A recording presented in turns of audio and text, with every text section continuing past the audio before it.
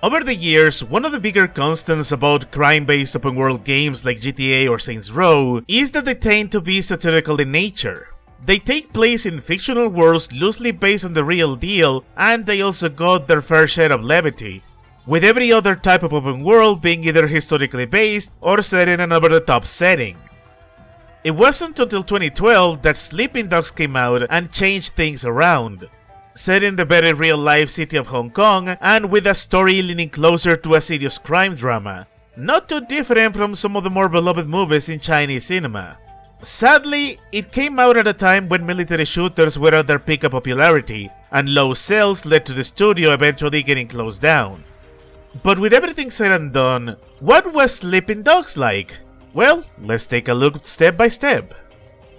Sleeping Dogs puts us in the shoes of Wei Shen, an undercover San Francisco police officer coming back to his hometown of Hong Kong as part of an undercover operation to undermine and take down the Sun On Ji Triad's highest ranking members and put them all behind bars. Over the course of the game, Wei has to lead a double life, both as a ruthless criminal and as a police officer, solving crime while making sure he doesn't blow his cover. And to this day, this is by far one of the most refreshing premises for an open world game. I don't think there's too many games out there where you get to play a cop, so a lot of good ideas do get explored here. Gameplay wise, this game leans closer to being a brawler rather than a shooter.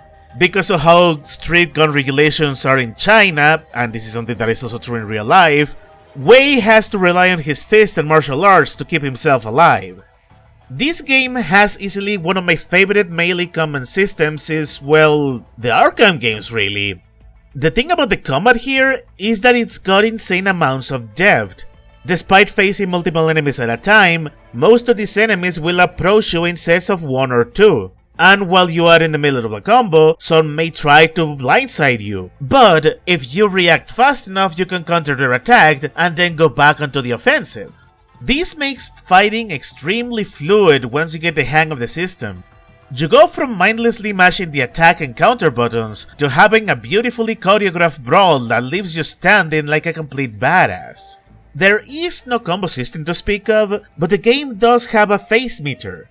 This meter fills up the more combos you perform on enemies, and when it maxes out, you get powered up for a few seconds. This lets you deal more damage, enemies get intimidated by simply looking at them, and your health regenerates, so there is an incentive to both get good at beating up the bad guys and taking risks in case you take too much damage. It really amazes me how this game manages to take the combat and spice it up into a big spectacle, because martial arts and combos aside, you can spice things up with your environment. Since you are essentially fighting Triad members on the streets of Hong Kong, you get plenty of ways to dispose of them. You can drag them into a specific part of the arena and perform a one-shot takedown on them. And what I love about this is the more you advance through the game, the more brutal those takedowns become. It is also pretty funny because despite the game counting each defeated enemy as a kill, and some of the takedowns being far from non-lethal, Wei will comment in universe how these guys are still alive, only that they will just need to eat through a straw for a while.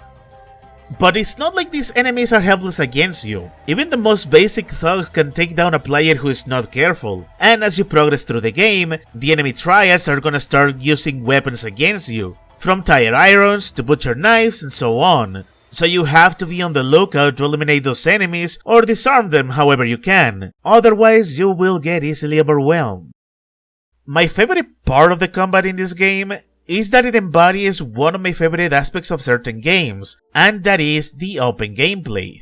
Because whenever you are fighting these guys, you have an insane amount of potential on how you can tackle each combat scenario, to the point you can throw hand-to-hand combat out of the window and simply engage in some good old-fashioned kung fu, and the game will even count it as you having quote-unquote defeated the enemies. But let's take a break from talking to the combat so we can talk about the open world.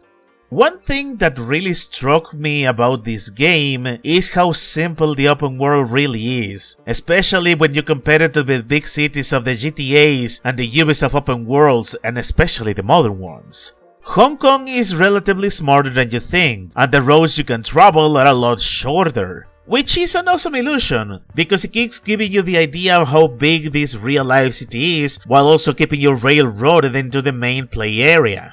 And because the city is not too big to navigate, the open world activities are pretty simple.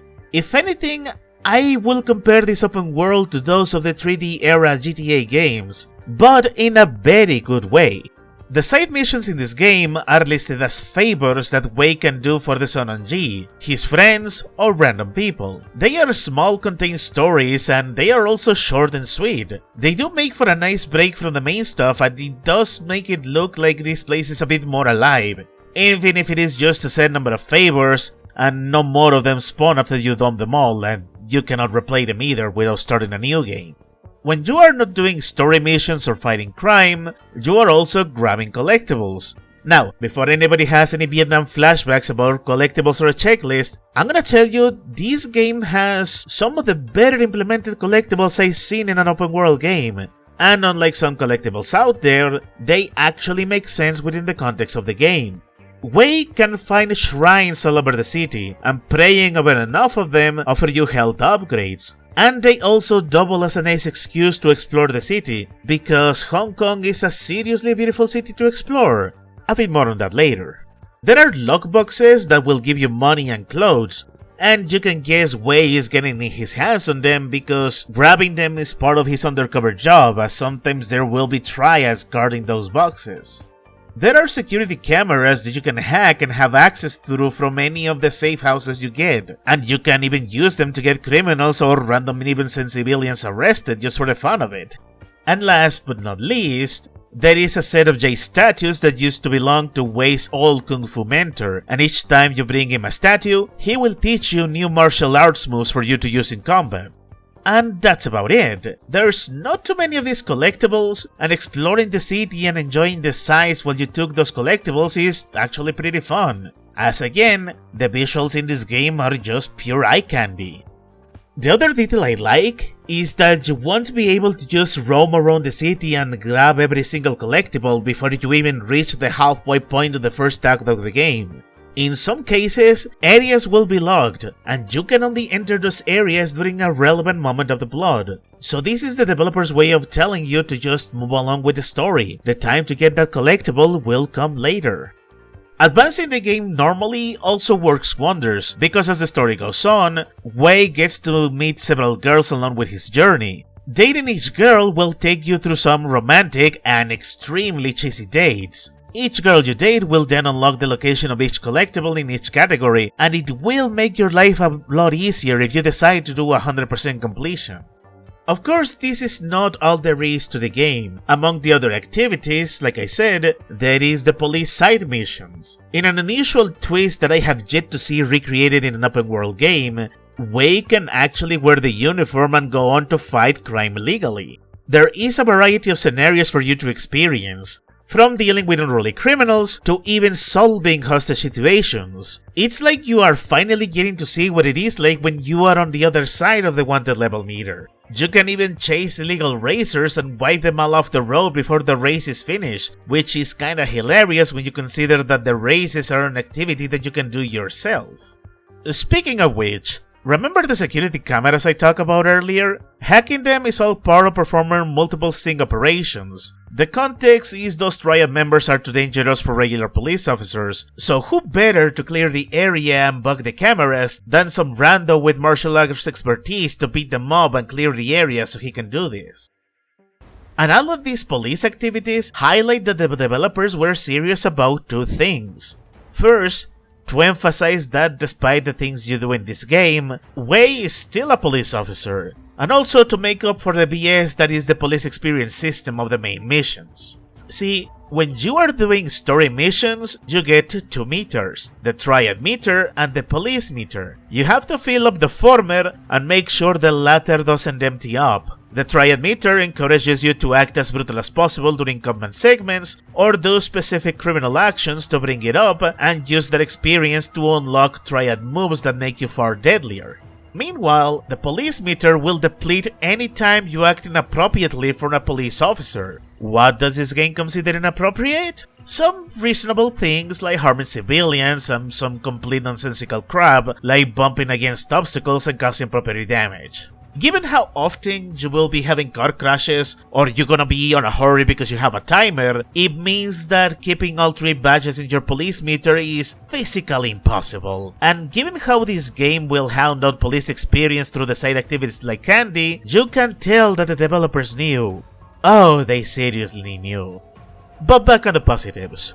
One other thing I like about the police missions is that you do more than just shooting or beating out criminals. Wei will be doing some legit investigations in order to bring criminals to justice. He will gather evidence, he will install microphones, he will take pictures and even testimonies, essentially doing actual police work. And it feels great because it does give you the idea that you really are more than just pretending to be a criminal.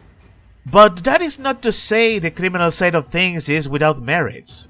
See, I usually avoid trying to treat open world games set in cities as GTA games because, well, they're not really GTAs, even if they are set in a modern city. So while in this game you can commit a GTA, you can't really go on a shooting rampage because, as I said earlier, gun laws are beyond strict. You cannot exactly get your hands on a gun just like that, although it is not impossible to come across them.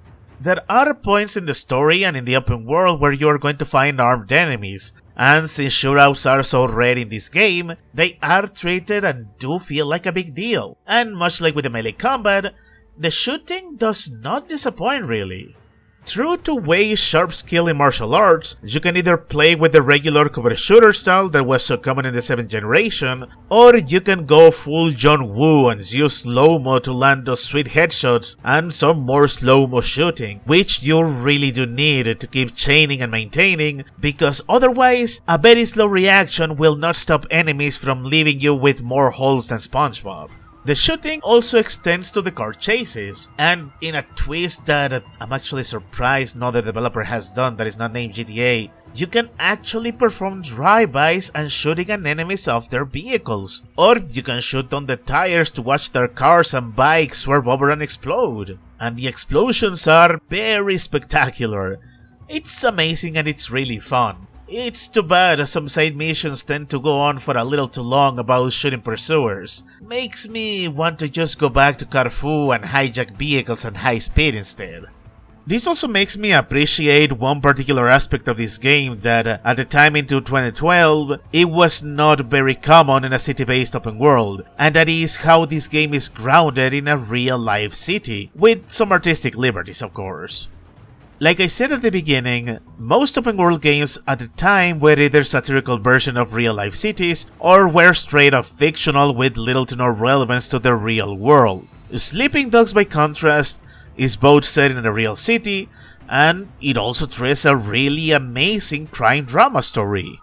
Wei grew up in Hong Kong. He grew up with the people who would grow up to become triads, and he also had his sister hooked up on drugs by a rival gang member. Despite being an undercover police officer, he actually has a personal stake in this, and considering what the unlockable reports say about Wei, he pretty much accepted this mission for revenge. But not in the Ubisoft revenge style. Unlike most vengeful protagonists out there, the events of the story actually weigh heavily on our hero. He will do all sorts of crimes to get a good standing with the Triad, while also reporting back to his superiors, and he has his life on the line on top of everything. At any moment, he risks dying either fighting tribal triads or getting found out as a police officer and getting disposed of in the most gruesome way. And it is all treated with the seriousness this type of storyline requires. When the time comes and things get very serious, the game pulls no punches at all, no pun intended. What I enjoy even more is how human the characters are. For a bunch of dangerous and violent career criminals, the Son of G Triads are people with principles. They have their own hopes and dreams, but because they led a violent life of crime and poverty, their life expectancies are not exactly the greatest, and they are very well aware of it. Which is a really good breath of fresh air, even 10 years later, and that is mostly because most of the characters, especially Wei, are very likable and they got tons of charisma. Even when some of the antagonists can be downright cartoony, anytime a cutscene plays, you will find yourself engaged by this storyline and Wei's journey. Now, one quirk I noticed about this game is that as you are making progress and complete more side content, inevitably you are going to be finding yourself with a more and more empty city without much else to do. So you can imagine my pleasant surprise when somewhere in the menus, there is a replay mission menu. This means you can replay almost any story mission and even races to your heart's content. And since your upgrades carry over, it means this doubles as a bit of a new game plus that, as I have said in other reviews, I wish more developers will implement it into their games. With all of that said and done, what else is there for Sleeping Dogs? Well, there are 3 small but sweet expansions. You can fight Chinese vampire zombies while you battle the demon ghost of a former triad member, so vicious that he was killed by his own. You can travel to an island and have your own cheesy kung fu tournament that will make Bruce Lee proud. And you can serve as a beat cop that solves crime like a proper law-abiding police officers, and even do some personal arrests yourself.